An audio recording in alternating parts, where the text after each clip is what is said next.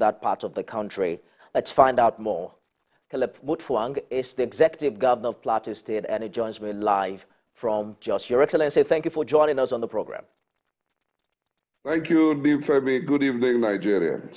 Well, the last time we spoke, you were governor-elect, so let me say congratulations on your inauguration as Executive Governor of Plateau State. We understand that celebration is short-lived now, seeing the huge security challenges you have to deal with yourself. In one of the meetings you held with stakeholders earlier this month, you were quoted to have said, "We must tell ourselves enough is enough.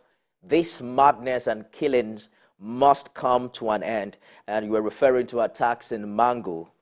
You were once a chairman of that particular local government. Why do you think the attacks in that area have persisted, even with the 24-hour curfew in the place? Well, thank you, Nifemi. Let's put things in proper context. It is true that Mangu local government in particular has come under a deluge of attacks in the last 1 month, 2-3 weeks preceding my inauguration, and it has continued unabated till this moment. But I must separate that from an incident that happened 3-4 days ago that necessitated the imposition of the curfew. That had nothing to do with the insurgency we are having. It was more of an internal clash, a misunderstanding among persons within the community in Mangu. And I want to say that the situation inside Mangu town has been brought under very considerable control, and vehicles are moving on the main highway without any constraint. But of course, the main issue of the insecurity, which has to do with insurgency, is continuing unabated. Even last night, I can tell you that we lost another 14 people around that axis. Even as I'm talking to you, I've had to be dealing with security agencies and giving instructions on how to create new buffer zones. Why has this continued unabated? I think there has been a deliberate conspiracy to bring down Plateau State. And let me say this is not restricted to just Mangu or Bokos, Riom, Barkiladi. Even in recent times, places like Wase and Kanam have come under vicious attacks by insurgents. One of the two things are quite attractive on the plateau. The land itself, it's one of the most fertile pieces of land in Nigeria. It's one of the most arable farmlands in Nigeria. And of course, the mineral deposits that are in Plateau State. And people are beginning to realize that if you possess the land, you possess the minerals. And so Plateau has come into serious contention for some of these reasons.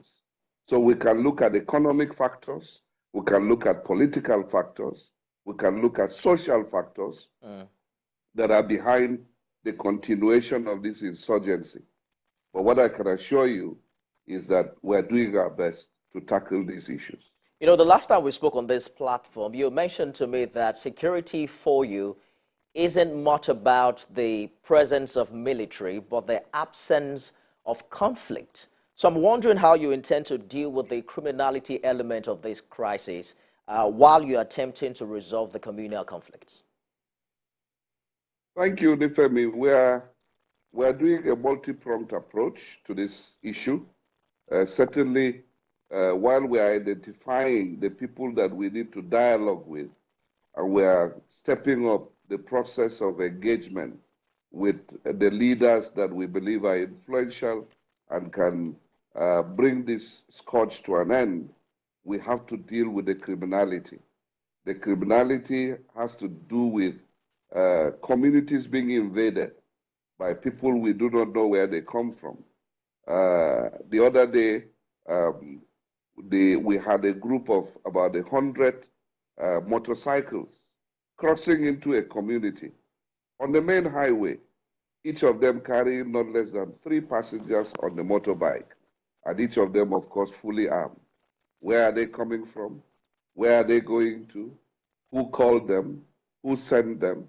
These are the things we're asking the security agencies to help us unravel.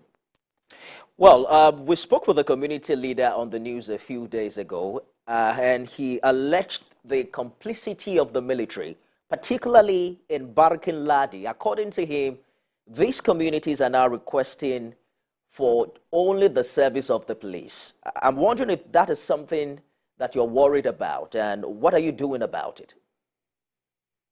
Yes, I've received such complaints, but we do not treat them lightly. We also engage the top brass of the military to try to investigate if there are possible infractions by their men who probably do some things out of their manual of operation. We're engaging the military in that regard, and so far I want to say kudos to the military command, because one of the incidents we had some 2 weeks back, when a soldier was alleged to have shot a civilian, we took it up with the military authorities and they promptly acted. And I can assure you that investigation is ongoing and they are dealing with the matter. Now, sometimes, again, the rules of engagement do not allow the military to open fire, even when they are seeing the insurgents. And so people who are victims of this insurgency feel the military is not doing what it should, but they can only act within their rules of engagement. So sometimes it leads to frustration, it leads to allegations, and so on and so forth. But what I can assure our people is that where there are genuine complaints, we will ensure that those kind of officers are brought to book, of course, we must also promote cordial relationship between the military and the civilian population, because we have to be on the same page to be able to win this battle. You met with the president recently, and you mentioned to reporters that it was a private meeting that you're not willing to talk about. You may have changed your mind, but are you hoping to, work with the federal government? Is there anything you're looking forward to in the presidential villa as regards the challenges in Plateau? Oh, sure, Nifemi. Plateau State cannot be an island. We have to work in collaboration with the federal government, given our security framework, our security architecture. As you know, all the security assets are in the hands of the federal government. Much of what we do at the state level is the management of those assets. And therefore, we cannot but collaborate with the federal government. Yes, I met with Mr. President, and I must say that Mr. President was welcoming, was reassuring, and of course, he is quite abreast with the security challenge on the plateau. And I extracted from him a commitment to ensure that the situation on the plateau is brought under control. Let's talk about the removal of fuel subsidy. You're a member of the National Economic Council. Nigerians are counting on your decision to intervene. That's what the president has tasked the NEC to do this time. What are you doing to help people in Plateau, to survive these days, the days where, they now have to pay almost 3 times what they used to for a liter of petrol? Yeah, Nifemi, this is a tough one. But let me say that the NEC did set up a committee to be able to work out some of the details of these palliatives so that we can, as soon as the subsidy, the value of the subsidy begins to flow into the states, we will not misuse those values. And I'm sure the committee is working assiduously. It was given a space of 2 weeks, I believe, to deliver its report. A committee headed by the governor of Kebbi State, whom you know is an immediate past national chairman of the NUT. So what I can tell you is that this committee is going to come up with a range of subsidies, a range of, not subsidies, palliatives, I should put it, that would be worker-friendly, would be poor-friendly, and will be people-friendly. For us on the plateau, we came in, and the first challenge we're having to deal with is that we made workers on strike because of the non-payment of salaries from February up till May, and I'm glad to report that we have finished paying February salary. We are trusting God that in another week or two, we should be able to look at how to pay the March salary and possibly go on to pay April within the constraints of our finances. But beyond that, the inflows that are expected to come as a result of the removal of the fuel subsidy probably may not be realized until sometime in August. Governor Mutfwang, let me jump in very quickly because of our time. You talked about salaries. The TUC is asking for as much as 200,000 naira. Are you? Hello, Nifemi? Yes, can you hear me, Governor Mutfwang? Hello, hello. Can you hear me? I was saying. Yes, I can hear you now. Oh, good. I was saying that the TUC has asked for as much as 200,000 naira as a minimum wage. Are you ready? Are you willing to increase the minimum wage in the coming days? I believe, Nifemi, that workers are entitled to what we call a living wage. And within the constraints of our financial challenges, I believe that we should be able to review upwards the salaries of workers. But again, this is why we are a federation. We cannot have one uniform salary scale for everybody across the nation because our capacities are different.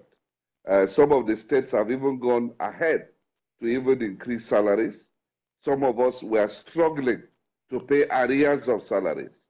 So we have to find our level. We have to find our context. But for me, as a governor of Plateau State, I've made a commitment to the workers of the plateau that their welfare is of utmost importance to us. And within the constraints of our resources, we will try to ensure that we make life better for them as we get along. You sound like you are shying away from that question. Making life better for them. Does that mean they should be expecting an increment? Oh, sure. I said it, that the issue of increase, I believe that workers deserve a living wage. And definitely the wages at the moment, if you ask me very honestly, I will tell you that they are below what workers should be earning. But again, it's a function of availability. And I said within the constraints of what is available, we'll ensure that we make life better for the workers. So some 6 days ago, the IG ordered that the police commissioner in Plateau seal up the 17 local government area secretariats. And they're saying it's as a result of skirmishes arising from the suspension of local government chairmen. How are you dealing with that development? Yeah, thank you, Nifemi, for this question. Let me say that the IG was certainly misinformed about the realities on ground. And incidentally, I also visited the IG a few hours before he was relieved of his appointment. And to put things in proper perspective, as I'm talking to you, I can assure you there is no restiveness anywhere in any of the local government secretariats. But this is a slight misunderstanding we're working on, and I'm pretty sure that normalcy will return before too long. All right, we have to go now. We must say a big thank you for honoring your promise. You promised to answer anytime we call. Hopefully, you'll keep to that promise in the coming days, and as we also monitor developments in your 4-year tenure. Governor Caleb Mutfwang, Executive Governor of Plateau State. Thank you, Nifemi. Thank you so much for talking to us. Thank you, Nifemi. Thank you for bringing me on. And I can assure you that we on the plateau have a lot of respect for TVC and will continue to cultivate the most cordial and right relationship with you guys. Thank you for bringing us on. Thank you, Mr. Governor. That's our program today. You can watch a repeat broadcast at midnight and at 6 a.m. tomorrow. I am Nifemi Oguntoye. Bye for now.